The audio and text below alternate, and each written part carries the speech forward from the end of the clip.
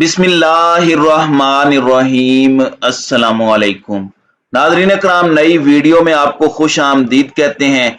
Imported हुकूमत ने रात गए कप्तान के साथ एक बहुत बड़ी वारदात डाल दी है और उन्हीं हरबों पर ये उतर आए हैं जो हरबे इन्होंने हमजा शहबाज की हुकूमत बचाने के लिए इस्तेमाल किए थे। अब वफाकी हुकूमत इस वक्त शहबाज शरीफ जो वजीर आजम इस्लामाबाद हैं, उनकी हुदूद 12 को से गोलड़ा मोड़ तक है, उनको बचाने के लिए और इमरान खान की पॉलिसी का तोड़ करने के लिए इन्होंने अब तक का सबसे बड़ा सियासी धचका देने की कोशिश की है पाकिस्तान तहरीक इंसाफ को।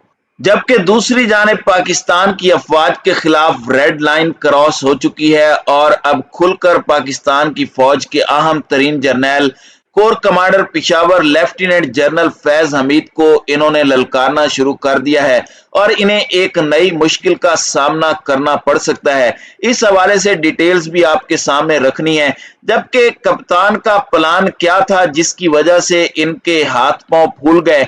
अब काफ लीग ने चौधरी शुजात हुसैन को उनकी उम्र, सेहत और सोचने समझने की काबिलियत से महरूमी के बाद पार्टी से निकाल दिया। तारिक बशीर चीमा को भी पार्टी ने बर्खास्त कर दिया है। अब मैं आपको बताऊंगा कि नंबर गेम क्या होगी और क्यों इन्होंने ये इकदामात किए हैं।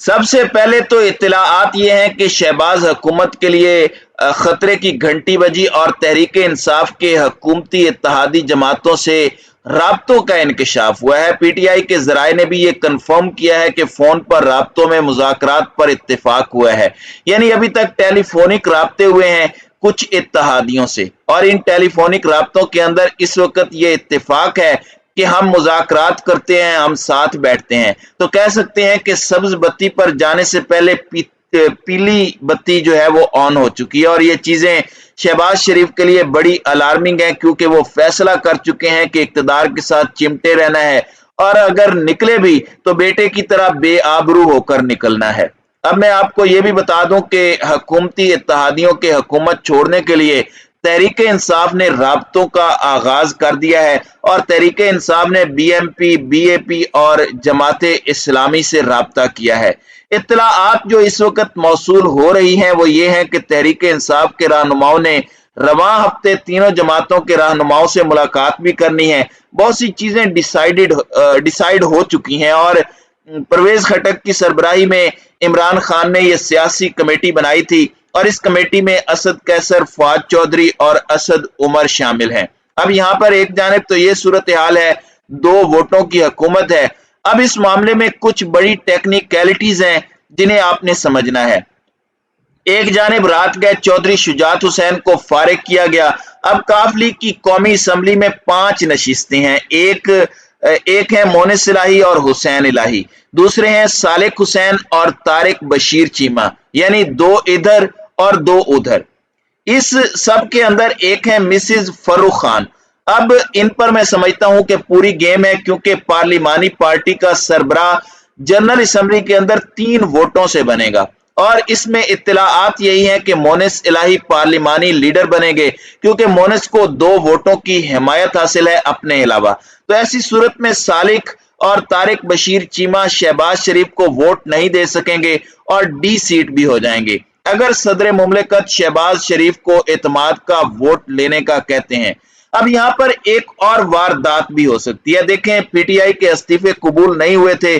पीटीआई के लोग अब भी नेशनल असम्बली का हिस्सा थे और कुछ तो लौटे हैं राजा रियाज और नूर आलम खान की सरबराही में जो वहां बैठे हैं। अब पार्लिमानी पार्टी का सरबराह जो है वो पार्लिमान में होता है। अब अगर वोट ऑफ नो कॉन्फिडेंस बनता है तो पीटीआई अपने सारे बंदे वापस भेजेगी नेशनल असम्बली में और जो पार्लिमानी पार्टी का जो सरबराह है वो लोटों के अंदर से तो नहीं बनाया जाएगा जो कौमी असम्बली में बैठे हैं, वो किसी लॉयल बंदे को बनाया जाएगा और फिर इस तरह से वोट काउंट नहीं होंगे। वरना तो राजा रियाज कह देंगे कि शहबाज शरीफ को वोट देना है। तो ये एक पॉइंट है।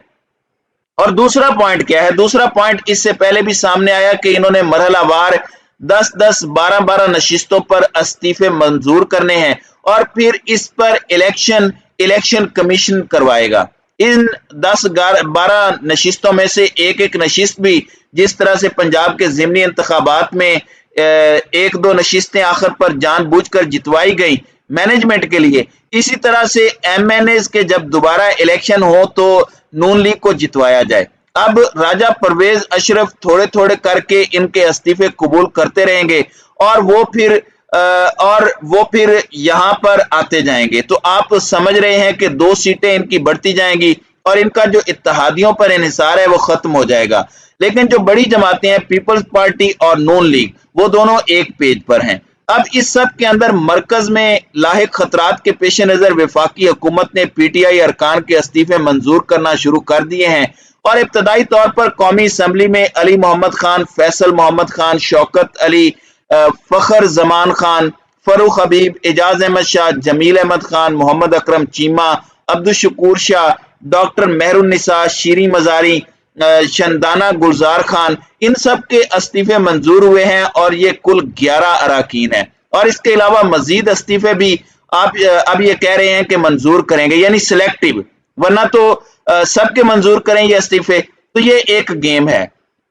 दूसरी जानिब नवाज शरीफ ने कल के इजलास में कहा कि हमें इलेक्शन में चले जाना चाहिए और इन लोगों ने कहा कि नहीं जी, इलेक्शन में हमने नहीं जाना। तो एक तरह से इन्होंने मियां साहब से बगावत की है। अलबत्ता ये एक पॉइंट पर यकजा हैं और वो ये है कि हमने पहले अदलिया पर हमला करना है और उसे कमजोर करना है, फिर एस्टेब्लिशमेंट पर हमला करना है। और एस्टेब्लिशमेंट पर भी हमले में इन्होंने सबसे पहले जनरल फैज पर हमला करने का फैसला कर लिया है। लेकिन इस सिलसिले में PTI का रिस्पांस मैं पहले आपके सामने रख दूं कि रात गए इस अहम पेशरफ्त पर फवाद चौधरी ने कहा कि 1-2 दिन में फैसला कर लेंगे कि इस हुकूमत को कब घर भेजना है और इस वक्त इन्हें घर भेजना इस हरकत के बावजूद जरूरी है। हमारे 1-2 पॉइंट्स हैं जिन पर काम हो रहा है, बस 1-2 रोज में हुकूमत को घर भेजने का फैसला करेंगे और ये गड्ढे में गिर गए हैं और निकलने की बजाय उसे मजीद गहरा कर रहे हैं और करते चले जाएंगे। फिर आप देखेंगे कि हम इनके साथ करते क्या हैं। अच्छा, दूसरी जानिब फजलुर रहमान ने तबले जंग बजाया हुआ है। उन्होंने पहले कहा कि अटक के उस पार खैरियत नहीं है, बाकी सब एस्टेब्लिशमेंट हमें कबूल है। PDM के सदर मौलाना फजलुर रहमान का कहना है कि अदलिया के फैसले और अटक पार मुदाखलत के खिलाफ मार्च किया जाए। यानी अटक पार जो मुदाखलत होती है, जाहिर है ये कोर कमांडर पेशावर की तरफ हिंट कर रहे हैं। इसमें 2 ही ऑप्शन है। ये कहते हैं कि इधर से नहीं, अटक पार से मुदाखलत होती है, यानी हमारी 2 फौजें तो हैं नहीं। तो ये एक बहुत बड़ा इल्जाम है इदारे पर और इदारे को इस पर अपना मौकफ देना चाहिए। तो मौलाना ने रावलपिंडी से लाहौर तक लॉन्ग मार्च की तजवीज दी है जो कि फ्लॉप शो ही होगा और कह रहे हैं कि अदलिया की मुदाखलत और अटक पार से जो मुदाखलत होती है, अब इसके खिलाफ हमने जंग करनी है और खुलकर बोलना है। और इसमें इन्होंने एक मखसूस जर्नैल को टारगेट कर लिया है। देखें, 2 ही ऑप्शन है।